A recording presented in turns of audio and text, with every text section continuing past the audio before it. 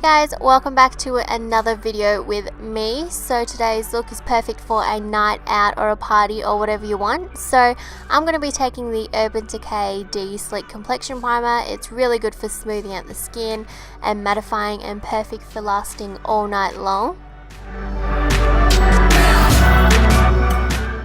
Now I'm just going to be taking the Nars Sheer Glow Foundation. I'm going to take 2 pumps of that, dot it all over the skin, and then I'm just going to take this amazing Eco Tool sponge that I've been using a lot recently, and I'm just going to be pouncing that all over the skin, making a really nice, even, dewy, fresh coverage. I can't believe how much I love this foundation and this sponge. It's the perfect combo. Then just taking the Urban Decay Eyeshadow Primer Potion.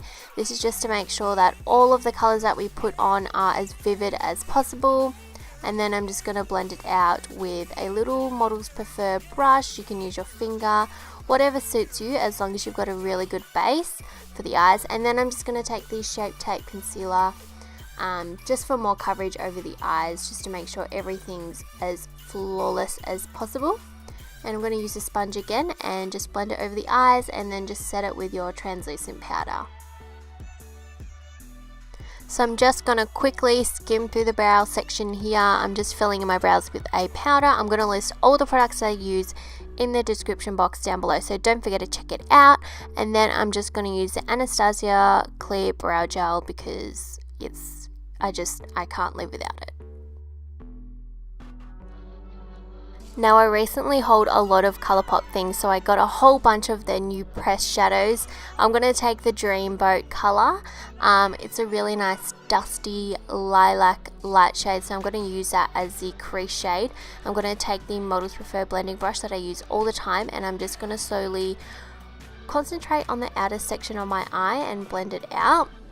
Then I'm just going to take the shade Flowerboy, which is this beautiful, like, soft pink. It is absolutely stunning.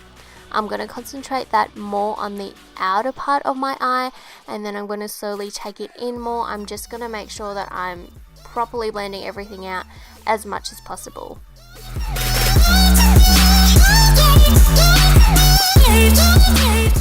Now I'm just going to take the Morphe brush in M578. It's like a really fat pencil brush, and this is perfect for just like packing on colour. I'm going to use more of that darker brown shade to sort of start on the outer corner of my eye and really create like an outer V effect. It's really hard to explain, but this brush is perfect for blending out as well as adding the deeper shades in.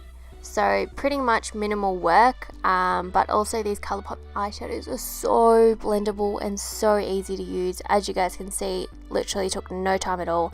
And then I'm going to take that darker, sort of like a purpley cool tone. I'm just going to use that as my darker shade there instead of using a black, because I'm going to go in with an eyeliner. And then I'm just going to start packing that on even more. So I'm slowly deepening it up, going back with a blending brush and blending it out. So you kind of want to go back and forth with packing on the colour and then using the blending brush to blend it out, because we don't want any harsh lines at all.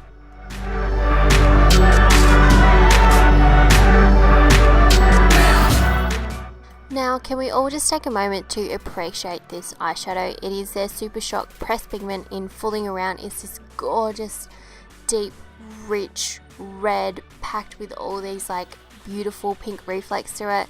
I'm just taking it on like a little synthetic brush. I find the best way to use these Colourpop eyeshadows is either with your finger or a synthetic stiff brush. That's the best way to use it and the best way to pack on the most amount of colour.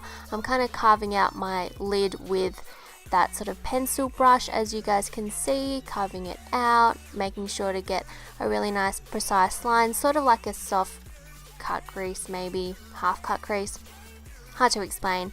And then I'm just going to take the, what is this brush? It's the MAC 217 brush, and I'm going to take the shade Top Notch, which is a really nice warm caramel orangey shade. I'm going to be using that just to blend through the crease. Then I'm going to take the Colourpop gel liner. I think it's in the shade Swell. It's their black gel liner. I'm using the Inglot 31T brush. It's perfect for eyeliner. Yeah, I found that the eyeliner was actually very dry, so I decided to put the Inglot Duraline in. All you need is 1 or 2 drops, mix it around. It helps to revive eyeliners, brow pomades, makes pigments come up a lot more stronger and metallic. But yeah, using that Duraline with it made it so much easier to draw a winged liner, because otherwise there was no way I was going to be doing a wing.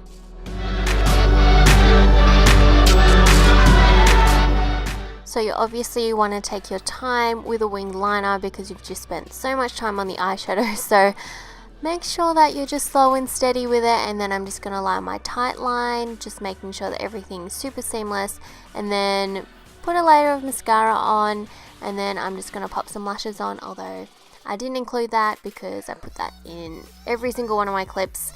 So then I'm just going to take the Tarte Shape Tape Concealer and start concealing underneath the eyes and highlighting. I have a shade that's similar to my skin tone and a shade that's a bit lighter, so I decided to mix the two together. And then I'm taking that Eco Tool sponge again, and I'm just highlighting and blending, and it just takes no time at all. I love this sponge, it just blends out everything so easily. I'm then just going to bake with the Mercier translucent powder underneath the eyes. I love baking just down the nose and forehead and pretty much where I get oily, but it also just helps to accentuate the highlight even more.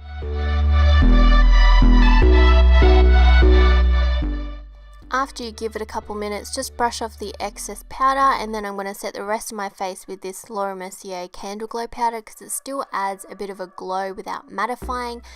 I'm then just going to finish off the rest of my face with the Colourpop bronzer, blush and the highlighter. It is best to use a synthetic brush or your fingers for the highlight, because that's just the best way to use these products in my opinion. If you've felt them before, you kind of know what I mean. It's a very weird, squidgy, pudgy, creamy texture.